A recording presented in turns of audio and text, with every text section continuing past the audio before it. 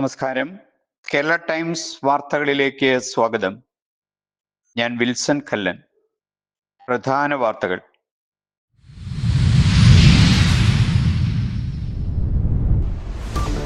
Medical ഷോപ്പുകളിലെ discount ബോർഡുകൾക്ക് പൂട്ടിട്ട് ഹൈക്കോടതി. സംസ്ഥാനത്ത് +1 പ്രവേശനോത്സവം തിങ്കളാഴ്ച.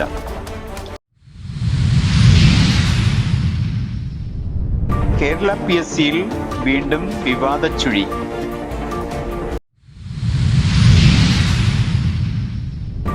LDF സമരത്തെ തകർക്കാൻ BJP ശ്രമിക്കുന്നതായി LDF ആരോപണം.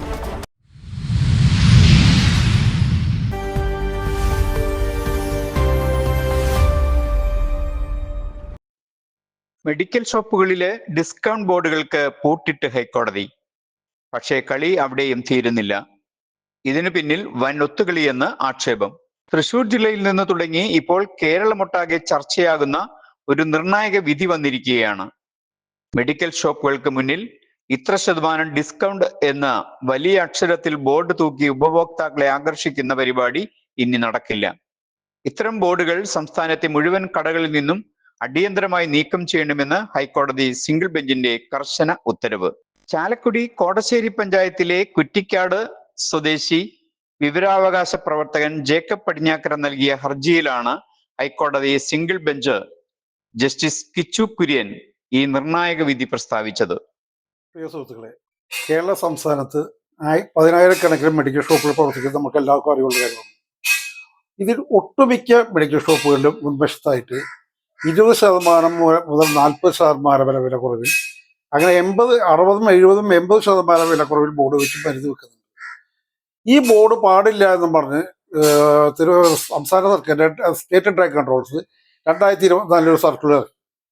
കാരണം ഈ സർക്കുലർ പറയുന്നത് തന്നെ 15-നും 18% താഴെ ലാഭം സർക്കാർ കൊടുക്കുന്നുണ്ട്. ആ വിലയ്ക്ക് മാത്രമേ ഈ മരുന്ന് വിൽക്കാവൂ, ബോർഡ് വെച്ച് മരുന്ന് വിൽക്കരുതെന്നും പറഞ്ഞ് വളരെ ഇതുണ്ടായിരുന്നു.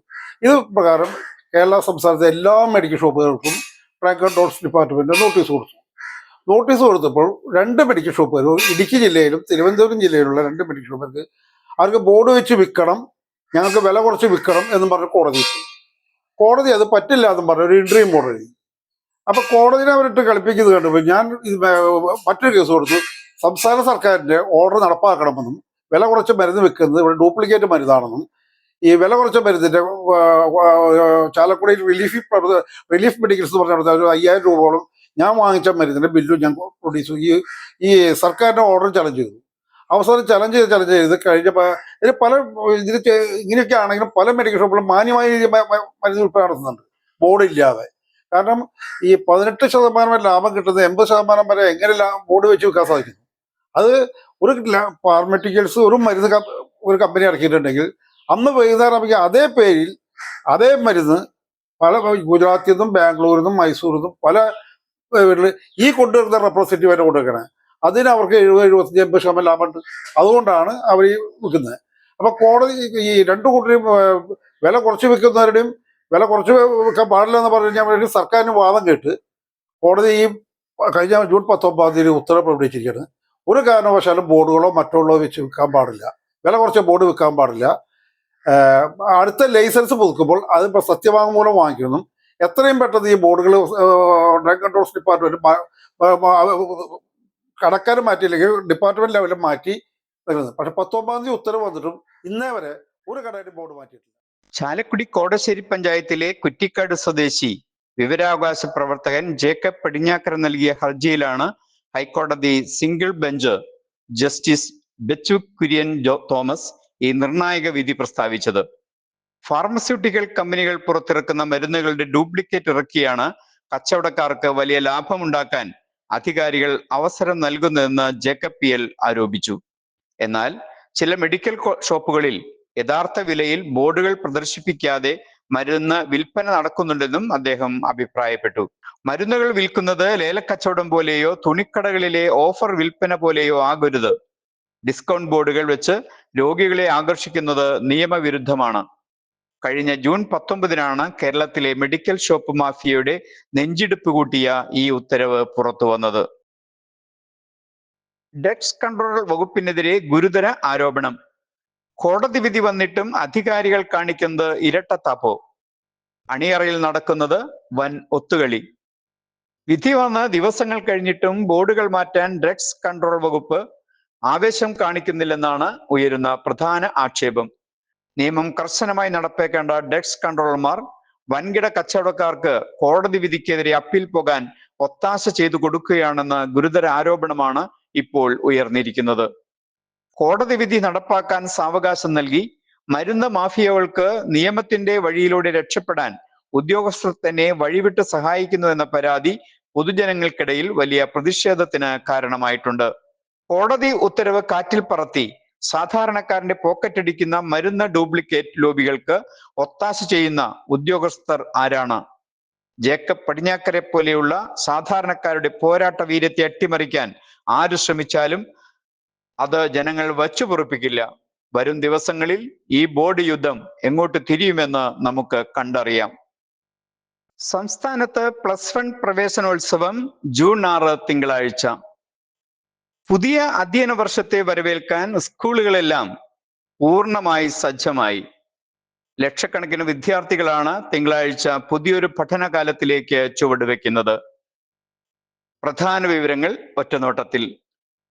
നാളെ ക്ലാസുകൾ ആരംഭിക്കുമ്പോൾ +1 പ്രവേശനവുമായി ബന്ധപ്പെട്ട പ്രധാന കണക്കുകൾ ഇവയാണ്. പ്രവേശനം നേടിയവർ 3,59,890 വിദ്യാർത്ഥികൾ. ഒഴിഞ്ഞുകിടക്കുന്ന സീറ്റുകൾ 81,375 സീറ്റുകൾ. വിവിധ ഘട്ടങ്ങളിലായി നടന്ന അലോട്ട്മെന്റുകൾക്കൊടുവിലാണ് സംസ്ഥാനത്തുടനീളം 3,59,890 വിദ്യാർത്ഥികൾ ഇതുവരെ +1 പ്രവേശനം ഉറപ്പാക്കിയത്. മെറിറ്റ് സീറ്റുകളിലും ക്വാട്ട സീറ്റുകളിലുമായി ഭൂരിഭാഗം പേരും തങ്ങൾക്ക് ലഭിച്ച സ്കൂളുകളിൽ ചേർന്ന് പ്രവേശനം ഉറപ്പിച്ചു. പ്രവേശന പ്രക്രിയകൾ പൂർത്തിയായി വരുമ്പോഴും സംസ്ഥാനത്ത് നിലവിൽ 81,375 സീറ്റുകൾ ഒഴിഞ്ഞു കിടക്കുന്നുണ്ട് എന്നാണ് വിദ്യാഭ്യാസ വകുപ്പിന്റെ കണക്കുകൾ സൂചിപ്പിക്കുന്നത്. വരും ദിവസങ്ങളിൽ നടക്കാനിരിക്കുന്ന സപ്ലിമെന്ററി അലോട്ട്മെന്റുകളിലൂടെയും മറ്റ് സപ്പോർട്ട് അഡ്മിഷനുകളിലൂടെയും ഈ സീറ്റുകളിലേക്കുള്ള പ്രവേശനം പൂർത്തിയാക്കാനാണ് അധികൃതർ ലക്ഷ്യമിടുന്നത്. അതിനാൽ തന്നെ നിലവിൽ അലോട്ട്മെന്റ് ലഭിക്കാത്ത വിദ്യാർത്ഥികൾക്ക് ആശങ്കപ്പെടേണ്ട സാഹചര്യമില്ലെന്ന് അധികൃതർ വ്യക്തമാക്കുന്നു. സ്കൂളുകളിൽ വിപുലമായ ഒരുക്കങ്ങൾ. ഹൈസ്കൂൾ തലത്തിൽ നിന്നും ഹയർ സെക്കൻഡറിയിലേക്ക് എത്തുന്ന പുതുമുഖങ്ങളെ വരവേൽക്കാൻ ക്യാമ്പസുകളിൽ വിപുലമായ ഒരുക്കങ്ങളാണ് അധ്യാപകരും PTA-യും ചേർന്ന് ഒരുക്കിയിരിക്കുന്നത്. തിങ്കളാഴ്ച രാവിലെ പ്രത്യേക പ്രവേശന ഉത്സവത്തോടെയായിരിക്കും മിക്ക സ്കൂളുകളിലും കുട്ടികളെ സ്വീകരിക്കുക.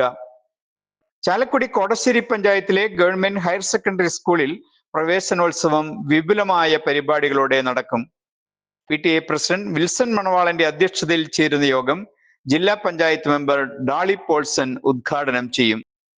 വിദ്യാഭ്യാസ ആരോഗ്യ standing committee chairperson Siji Joy, ward member Rajani Abhilash, SMC chairman Joshi TN, MPTA president Smitha ER, headmistress Sheeja Antony എന്നിവർ ആശംസകൾ നേരും.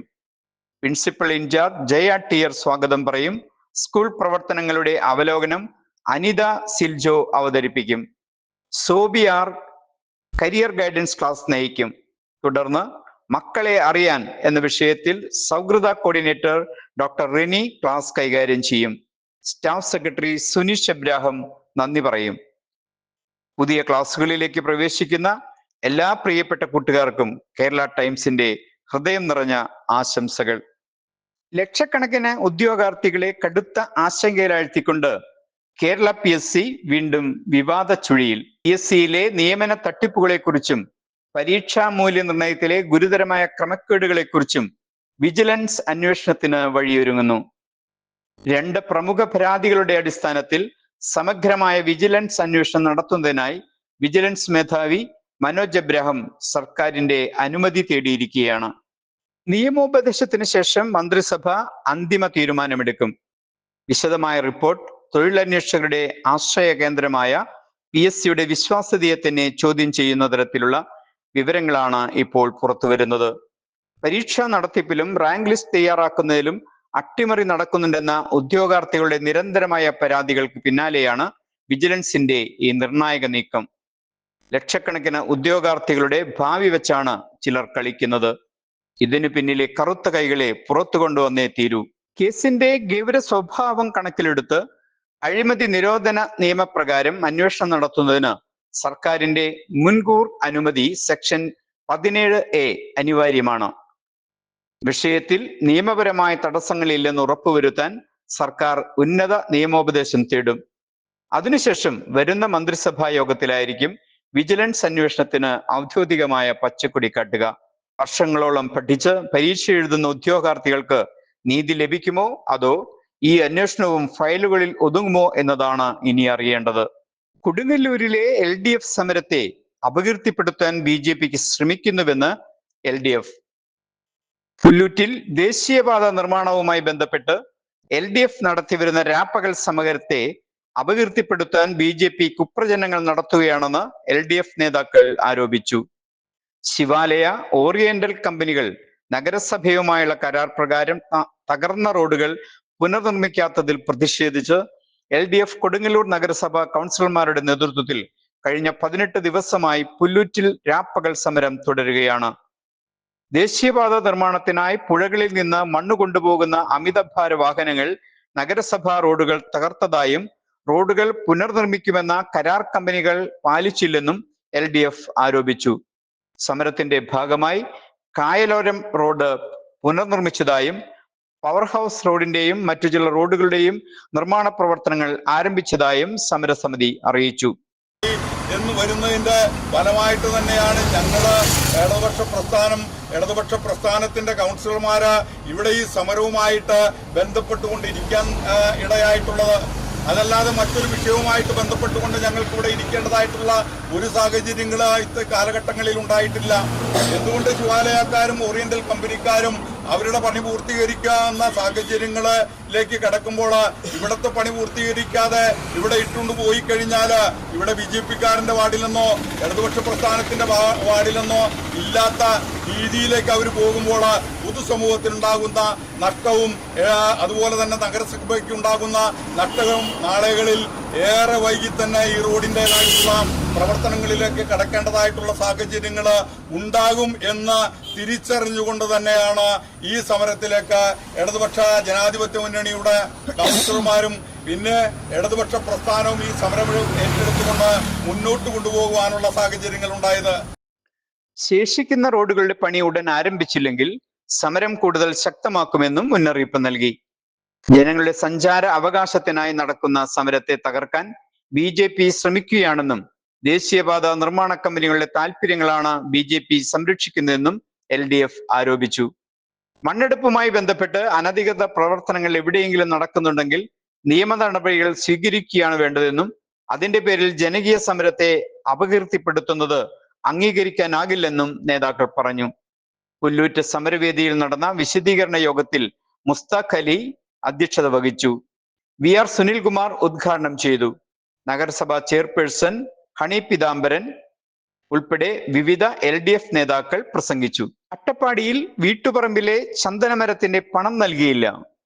കർഷകന്റെ ആത്മഹത്യാ ഭീഷണിയെ തുടർന്ന് ഡെപ്യൂട്ടി റേഞ്ച് ഓഫീസർക്ക് സസ്പെൻഷൻ. വീട്ടിൽ നട്ടുവളർത്തിയ ചന്ദനമരം വനം വകുപ്പ് ഏറ്റെടുത്തിട്ടും 1 വർഷമായി തുക ലഭിച്ചില്ലെന്ന കർഷകന്റെ പരാതിയിൽ ഉദ്യോഗസ്ഥന് സസ്പെൻഷൻ.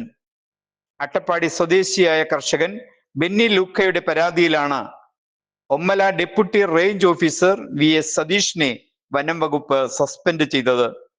മണ്ണാർക്കാട് ഡിവിഷൻ ഫോറസ്റ്റ് ഓഫീസിലെത്തി കർഷകൻ ആത്മഹത്യാ ഭീഷണി മുഴക്കിയതിന് പിന്നാലെയാണ് വകുപ്പിന്റെ അടിയന്തര നടപടി. അട്ടപ്പാടി സ്വദേശി ബെന്നി ലൂക്ക തന്റെ പറമ്പിൽ വളർത്തിയ ചന്ദനമരം വനം വകുപ്പ് അധികൃതർ മുറിച്ചുമാറ്റി ഏറ്റെടുത്തിട്ട് 1 വർഷം കഴിഞ്ഞിട്ടും പണം നൽകിയിരുന്നില്ല. ചന്ദനമരം വനം വകുപ്പ് ഏറ്റെടുത്താൽ അതിന്റെ മൂല്യത്തിന്റെ 50% തുക മുൻകൂറായി കർഷകന് നൽകണമെന്നാണ് നിയമം.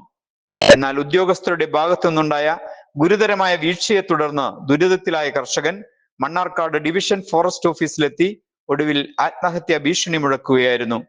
സംഭവം വൻ വാർത്തയായതോടെ വനം വകുപ്പ് ഉന്നതതല ഉദ്യോഗസ്ഥർ ഇടപെടുകയും വീഴ്ച വരുത്തിയ ഒമ്മല ഡെപ്യൂട്ടി റേഞ്ച് ഓഫീസർ VS സതീഷിനെ ഉടനടി സസ്പെൻഡ് ചെയ്യാൻ ഉത്തരവിടുകയുമായിരുന്നു. സംസ്ഥാനത്ത് അതിശക്തമായ മഴ വരുന്നു. 2 ജില്ലകളിൽ നാളെ ഓറഞ്ച് അലർട്ട്. 6 ജില്ലകളിൽ യെല്ലോ അലർട്ട്. സംസ്ഥാനത്ത് ഇന്ന് മഴയ്ക്ക് നേരിയ ശമനം. 3 ജില്ലകളിൽ മാത്രമാണ് ഇന്ന് മഴ മുന്നറിയിപ്പുള്ളത്. കാസർഗോഡ്, കണ്ണൂർ, കോഴിക്കോട് എന്നീ ജില്ലകളിലാണ് യെല്ലോ അലർട്ട് പ്രഖ്യാപിച്ചിരിക്കുന്നത്. നാളെ വടക്കൻ കേരളത്തിലും മധ്യ കേരളത്തിലും ശക്തമായ മഴയ്ക്ക് സാധ്യതയുണ്ട്. കണ്ണൂരും കാസർഗോഡും നാളെ ഓറഞ്ച് അലർട്ടാണ് പ്രഖ്യാപിച്ചിരിക്കുന്നത്. എറണാകുളം, തൃശൂർ, പാലക്കാട്, മലപ്പുറം, കോഴിക്കോട്, വയനാട് ജില്ലകളിൽ യെല്ലോ അലർട്ടുമുണ്ട്. ശക്തമായ കാറ്റിന് സാധ്യതയുള്ളതിനാൽ മത്സ്യത്തൊഴിലാളികൾ കടലിൽ പോകരുതെന്നും നിർദ്ദേശമുണ്ട്. തൃശൂരിൽ ആരംഭിച്ച ഓൺലൈൻ പ്രസ് ക്ലബിൽ പത്രസമ്മേളനം വിളിക്കുന്നതിനായി 9847358919 എന്ന നമ്പറിൽ ബന്ധപ്പെടുക. നിങ്ങളുടെ നാട്ടിലെ വിശേഷം ഓൺലൈൻ വാർത്തകളിലൂടെ നിമിഷനേരം കൊണ്ട് ജനഹൃദയങ്ങളിൽ എത്തിക്കാൻ ഓൺലൈൻ പ്രസ് ക്ലബ് നിങ്ങളെ സഹായിക്കുന്നു. പ്രധാന വാർത്തകൾ ഒരിക്കൽ കൂടി.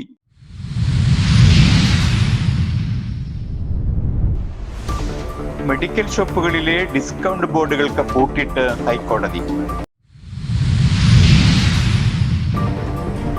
സംസ്ഥാനത്ത് +1 പ്രവേശനോത്സവം തിങ്കളാഴ്ച.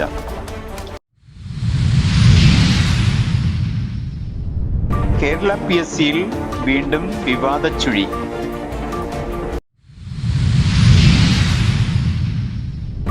LDF സമരത്തെ തകർക്കാൻ BJP ശ്രമിക്കുന്നതായി LDF ആരോപണം. ഇതോടെ വാർത്തകൾ അവസാനിക്കുന്നു.